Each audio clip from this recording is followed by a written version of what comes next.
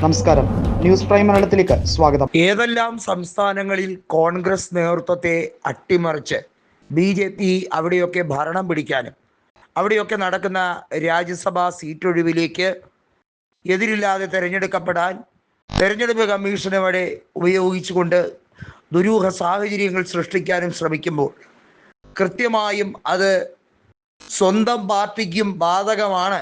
MLA Mar തിരിച്ചും പോകാൻ സാധ്യതയുണ്ട് എന്നുള്ളത് മനസ്സിലാക്കുന്നില്ല. പറഞ്ഞു വരുന്നത്, ഛത്തീസ്ഗഡിൽ വിഷ്ണുദേവ് സായി സർക്കാർ ഭീഷണി നേരിടുകയാണ്. അതായത് MLA മാരിൽ ചിലർ BJP നേതൃത്വവുമായി കലഹത്തിലേക്ക് ഏർപ്പെടുകയാണ്. മുമ്പ് കോൺഗ്രസ് നേതൃത്വത്തിനുണ്ടായ തിരിച്ചടി എന്ന് പറയുന്നത് കൃത്യമായും അവരുടെ നേതാവായിരുന്ന കോൺഗ്രസ് നേതൃത്വത്തെ മുന്നോട്ട് കൊണ്ടുപോകാൻ പ്രാപ്തിയുണ്ട് എന്ന് നേതൃത്വം വിശ്വസിച്ചിരുന്ന ഭൂപേഷ് ബഗാലിനെ പാർട്ടി നേതൃത്വം പൂർണ്ണമായി അംഗീകരിച്ചിരുന്നില്ല.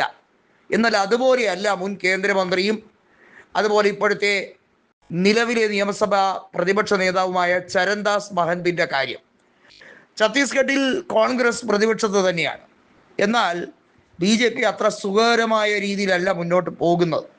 ഭൂപേഷ് ബഗാലിനെ കേന്ദ്രത്തിൽ നിർണായക സ്ഥാനമാനങ്ങൾ കൊടുത്ത് പകരം ഛത്തീസ്ഗഡിൻ്റെ കോൺഗ്രസിൻ്റെ താല്പര്യങ്ങളും തീരുമാനങ്ങളുമെല്ലാം ചരൺദാസിൻ്റെ പിന്നിൽ അണിനിരത്താൻ വേണ്ടിയുള്ള ശ്രമങ്ങൾ തുടങ്ങിയിരിക്കുകയാണ്.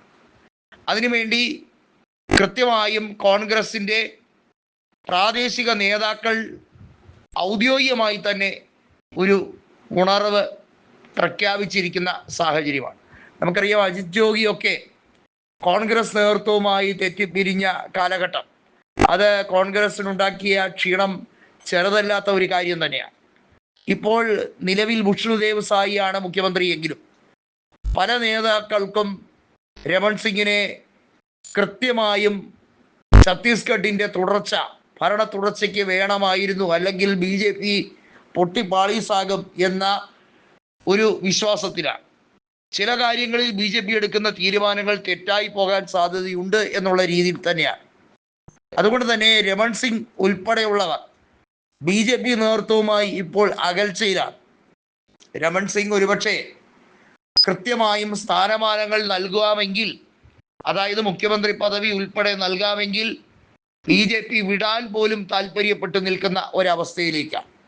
അങ്ങനെ സംഭവിച്ചാൽ ഛത്തീസ്ഗഡിൽ സംഭവിക്കുക വലിയൊരു ട്വിസ്റ്റ് തന്നെയാണ്. കോളിളക്കമാണ്. 90 നിയോജക മണ്ഡലങ്ങൾ, അതുപോലെ 11 ലോക്സഭാ സീറ്റുകൾ ഒക്കെ ഉള്ള ഒരു സംസ്ഥാനമാണ്. എന്നാൽ കോൺഗ്രസ് പ്രതീക്ഷിക്കുന്ന മറ്റൊരു കാര്യം കൂടിയുണ്ട്.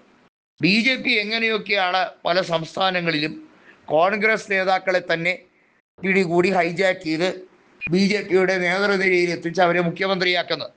അതേ പരിപാടി കോൺഗ്രസ് ആലോചിച്ചാൽ, കോൺഗ്രസ് അതേ രീതിയിലുള്ള പ്രതികരണവുമായി വന്നാൽ BJPക്ക് പണിയാകും.